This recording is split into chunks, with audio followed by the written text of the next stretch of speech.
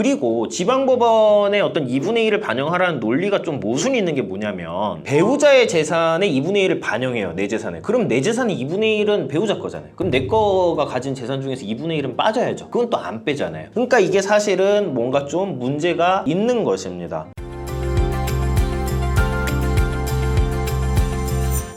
안녕하세요, 김우찬입니다. 오늘 개인회생 진행하시는 많은 분들이 물어보는 쟁점이에요. 배우자 재산을 청산가치에 반영하라는 보정이 나온다고 하는데 배우자가 재산이 좀 있는 상황이라 청산가치에 넣게 되면은 개인회생 진행을 할 수가 없어요. 이렇게 이제 문의 주시는 분들이 많거든요. 또 어디서는 청산가치에 반영을 안 한다 그러고 어디는 2분의 1 반영하라고 한다 그러고 이게 뭐 사실 좀 혼동이 있으시고 요거에 관련해서 사실 물어보면은 사무실마다 또 안내하는 내용도 미묘하게 다르거든요. 그래서 그 내용에 대해서 좀 확실하게 좀 정리를 해보고요. 법원에서 청산가치에 반영해라, 배우자 재산 2분의 1 반영하세요 라고 하게 되면 어떻게 좀 대응을 해야 되는지에 대해서도 같이 설명을 드려보도록 하겠습니다. 일단 관할별로 좀 대응이 다르죠. 서울, 수원, 부산회생법원 같은 경우는 배우자의 재산을 채무자의 청산가치에 반영하지 않겠다라는 명확한 기준이 있기 때문에 배우자의 재산이 원칙적으로는 고려되지 않습니다. 근데 다른 지방법원 같은 경우는 배우자의 재산을 2분의 1 반영하세요라는 보정이 나오고 있어요. 그러니까 서울, 수원, 부산 회생법원은 원칙적으로 반영 안 하는데 예외적으로 반영할 거야, 이런 기조라면은요, 다른 지방법원은요 원칙적으로 2분의 1 반영하고 예외적으로 반영 안 할 거야, 이런 좀 기조로 이해를 하시면 될 것 같아요. 그러니까 사실 지역보다 이제 좀 다르다는 게 좀 이상하기는 한데 어쨌든 그렇게 일단 진행이 되고 있고요. 그러면은 배우자의 재산을 채무자의 청산가치에 반영을 해야 되느냐에 대해서 원칙부터 일단 설명드려볼게요.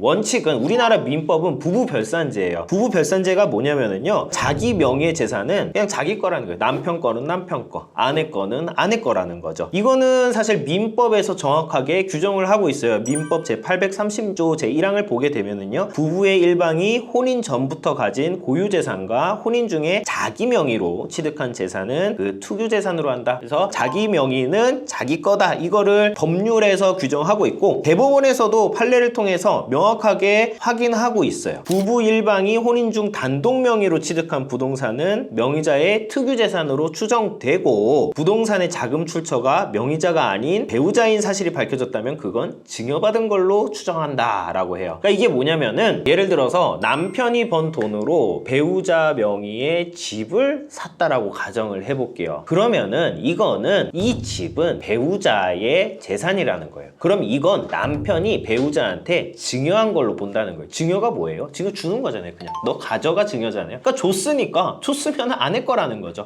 이게 이제 대법원에서 명확하게 확인을 했고요. 그래서 이 어떤 기조에 따르면은 사실 개인회생 절차를 진행하는 데 있어서도 배우자 명의 재산은 원칙적으로 그 자금 출처가 어디건 간에 배우자의 재산으로 보는 게 우리나라 법 체계에 부합하는 것입니다. 그리고 이런 어떤 내용에 따라서 서울, 수원, 부산 회생법원은 배우자의 재산은 청산가치에 반영하지 않겠다라는 실무준칙을 발표한 것이에요. 그래서 그 실무준칙을 보게 되면은요, 채무자의 배우자 명의로 되어 있는 재산은 채무자가 파산하는 때에 배당받을 총액을 산정할 때 고려해서는 안 된다, 원칙적으로 반영 안 하겠다. 다만 예외적으로 채무자가 배우자한테 명의 신탁을 해놓거나 혹은 채무자가 배우자한테 재산을 처분한 경우에 이게 부인권 성립 및 행사 요건이 충족되는 경우에는 채무자의 청산가치로 잡겠다라는 거예요. 이거를 좀 쉽게 설명드리면 뭐냐면은요, 채무자가 실질적으로는 자기 재산인데 명의를 돌려놓은 거예요, 배우자한테. 이런 사정이 발견되는 경우 이건 실질적으로 채무자 건데 명의만 돌려놓은 거잖아요. 그러니까 이건 당연히 청산가치에 반영해야겠죠. 명의 신탁 같은 경우에는 청산가치 반영하겠다. 두 번째는 뭐냐면은요, 재산이 이제 압류가 들어오고 채권자들이 돈 빼갈 것 같으니까 이거를 황급히 처분을 해버린 거예요, 배우자한테. 이걸 사해행위라고 그러거든요. 이제 이런 경우는 사실은 채권자들 입장에서는 채무자가 가진 재산이었었는데 배우자한테 가게 됨에 따라서 내가 추심을 못하게 되는 상황인 거죠. 이제 이런 경우에는 채무자의 청산가치에 잡겠다라는 것입니다. 그러면은 일단 지금 쭉 원칙을 한번 설명드려봤어요. 그냥 배우자 명의의 재산은 배우자 거다, 예외적으로 명의신탁이나 사해행위에 해당해서 부인권 행사 대상이 되지 않으면 그냥 배우자 거다, 채무자 청산가치 반영하면 안 된다. 그런데 지방법원은 2분의 1 반영하라고 하죠. 반영하라고 하는데 해야 되나요? 하나요? 그럼 이제 여기서 좀 입장이 나눠요. 그러니까 이제 채무자분들 중에서 배우자의 재산을 청산가치에 반영해도 개인회생 진행에 큰 문제가 없는 분들이 있어요. 그 청산가치가 크지 않으면 뭐 반영해도 상관없거든요. 그리고 이제 사실 이제 보정이 나오고 이런 거에 대해서 사실 다투고 또 뭐 기각의 어떤 리스크도 감수하는데 부담이 있고 하신 분들은 그냥 반영하겠습니다 라고 해서 진행하시는 분들도 많습니다. 그런데 경우에 따라서는 배우자의 재산을 청산가치에 반영하면은 변제금이 올라가거나 개인회생이 안 되는 경우가 있어요. 이런 경우는 사실은 2분의 1 반영하면은 안 됩니다 라고 다퉈야겠죠. 그러면은 법원이 2분의 1 반영하세요 라는 근거가 무엇인지부터 살펴서 다퉈야 돼요. 그럼 이 근거가 뭐냐? 법원은 왜 배우자의 재산을 2분의 1을 반영하라라고 권고를 내리냐면은요, 이 판례를 인용해요. 이혼 소송의 판결인데요. 그러니까 이혼을 할 때 배우자의 특유 재산 또 그 재산의 유지 증식에 기여했다라면은 재산 분할 대상에 삼을 수 있다는 거예요. 특유 재산이라 할지라도. 그러니까 원칙적으로는 배우자 건데 이게 같이 살면서 쭉 그 재산을 유지시켜 왔고, 그리고 이제 이혼할 때는 그냥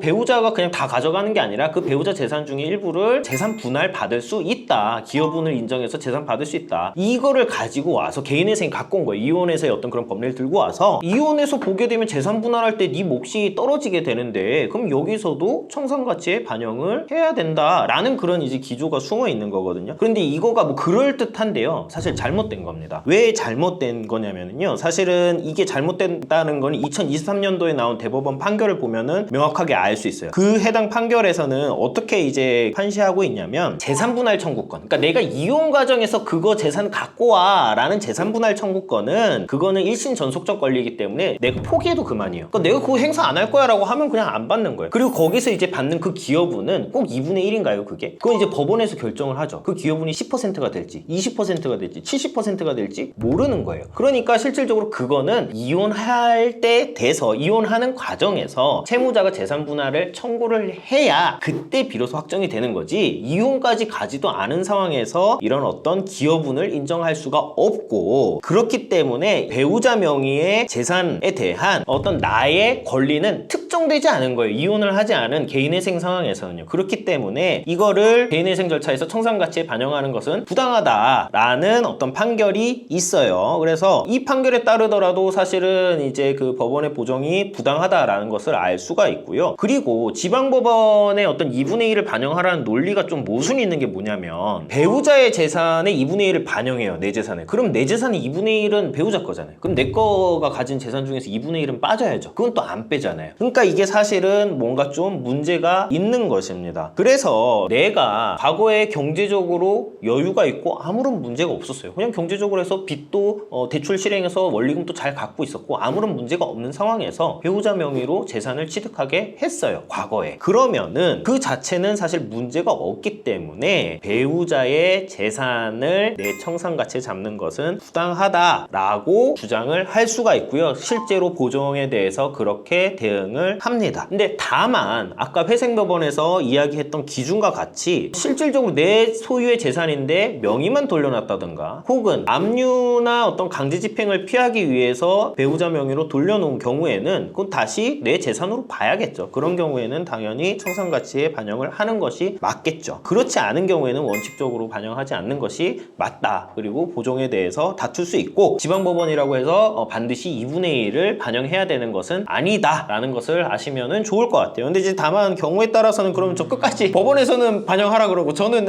이게 지금 법리적으로 잘못됐으니까 반영 안 하겠습니다 해서 끝까지 평행선을 달리면 어떻게 되느냐? 두 개 중에 하나죠. 그럼 이제 기각이 되거나 혹은 뭐 그냥 이제 반영하지 않는 걸로 진행을 하거나 인 겁니다. 그래서 이제 뭐 광주지방법원 같은 경우는 기각되는 경우가 많죠. 그럼 이제 그거에 대해서 다시 이제 다투어야 되고요. 법률적으로 봤을 때 반영하지 않는 것이 맞습니다. 그렇기 때문에 다투게 되면은 이거는 제외를 할 수가 있다. 다만 그 과정이 너무 지난하고 고통스러우니 사실 그냥 반영을 해서 일부 반영을 하는 형태로 진행하는 경우가 많다. 이렇게 보시면 될 것 같습니다.